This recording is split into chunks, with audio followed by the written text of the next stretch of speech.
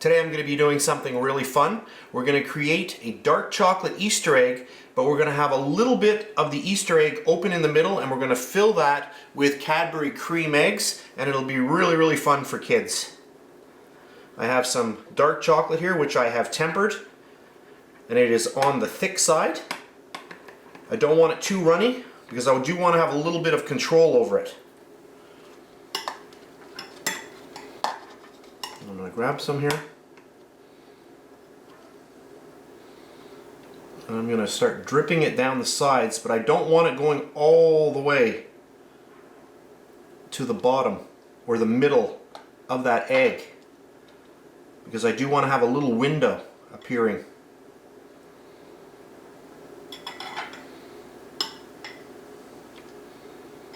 So I'm just dripping it down on the sides, and then we're going to build up the sides in a minute, but first I just want to get all my little drips happening here.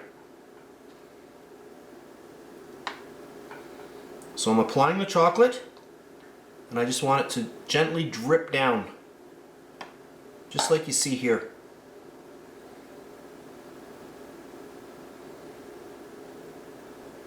And then I'm going to start very gently building up the sides at the top.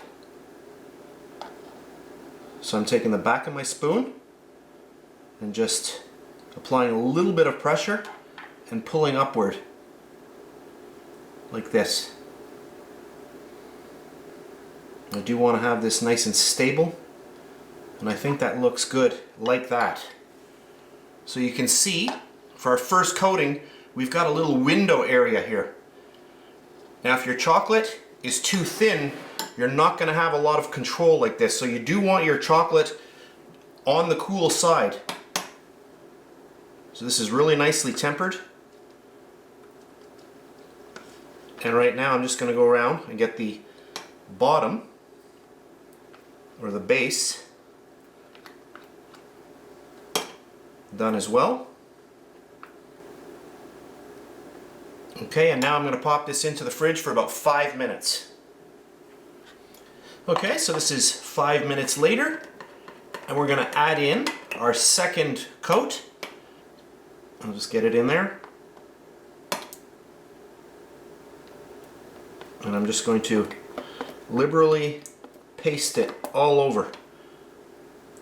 So what this is doing is really making the chocolate nice and solid.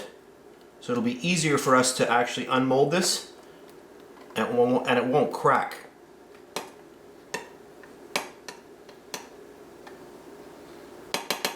And then I'm just going to switch over here, and just a little bit more on areas that don't look as even.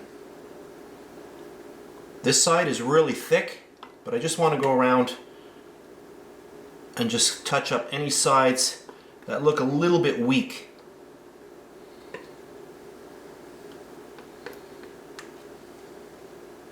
And I want to make sure to stay away from that window.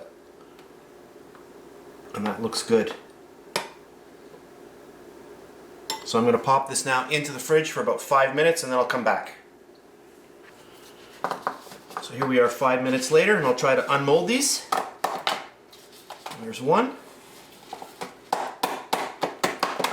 And two. So the idea here is that we're going to fill this with our little Cadbury mini eggs, and then we're going to put this on the top, and we have it just like that. However, what I'm going to do here is I'm going to glue this together. I'll show you how to do that next, and then we'll just fill them because the hole is large enough and we can just drop them right in there. So I have a pot here which I've just heated up on the stove, so this is warm. I'm going to grab both of our pieces, I'm going to get them ready, and I'm just going to heat them a little bit, and then I'm just going to stick them together.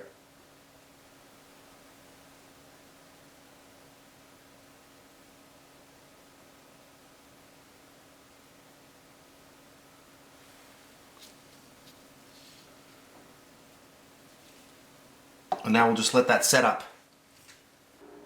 Now that our Easter egg has nicely set up, all of the chocolate is dry, we're going to load it up with some of these Cadbury mini eggs, and I've got those right here.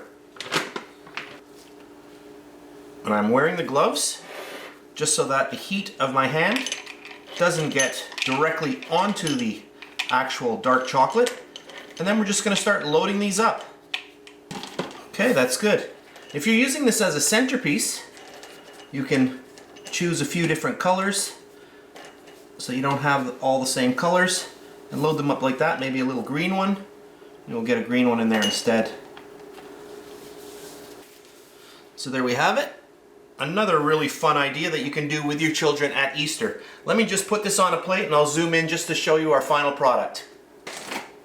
And then just to finish off, you can throw a few more of your little eggs around your centerpiece.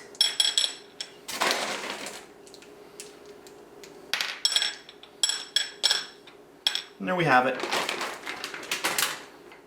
So I'll just tilt this up so you can see this a little bit better. Doesn't that look nice? Really, really fun one.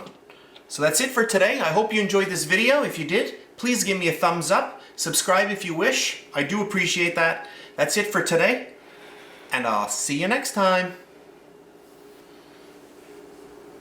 And please subscribe to my BakeLikeAPro YouTube channel, and also click that notification bell to be alerted every time I upload a brand new video.